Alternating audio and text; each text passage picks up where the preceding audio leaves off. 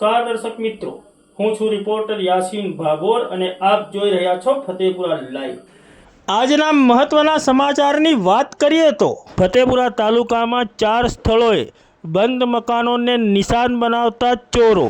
તારીખ 7 સપ્ટેમ્બર 2024 અને શનિવારના રોજ સવારે 11 વાગે મળતી માહિતી પ્રમાણે ફતેપુરા તાલુકાના બારસાલેડા, જગોલા અને નવા તળાવ ગામે બંધ મકાનોને અજાણ્યા ચોર ઈસમોએ નિશાન બનાવીને મકાનમાં પ્રવેશીને ચોરીને અંજામ આપ્યો હોવાનું જાણવા મળ્યું છે।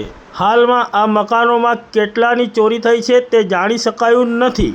ચારે મકાન માલિકો બહાર ગામ રહેતા હોવાથી હાલમાં મકાન માલિકો જ્યારે આવશે ત્યારે કેટલી ચોરી થઈ છે તે જાણવા મળશે।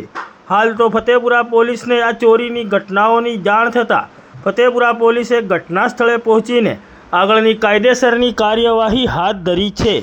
પ્રાપ્ત વિગતો અનુસાર ફતેપુરા તાલુકાના બારસાલેડા ગામે પાંડોર લાલજી વાલજીના બંધ મકાનને રાત્રિના સમયે અજાણ્યા ચોર ઈસમોએ નિશાન બનાવીને તાળું તોડીને ઘરમાં પ્રવેશીને ચોરીને અંજામ આપ્યો હોવાનું જાણવા મળેલ છે।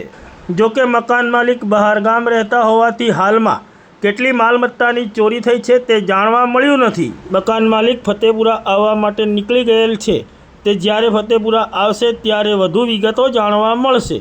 તેમજ ફતેપુરા તાલુકાના જગોલા ગામે એક બંધ મકાન અને નવા તળાવ ગામે 2 બંધ મકાનોને અજાણ્યા ચોર ઈસમોએ રાત્રિના સમયે નિશાન બનાવીને ઘરમાં પ્રવેશીને ચોરીને અંજામ આપ્યો હોવાનું જાણવા મળ્યું છે।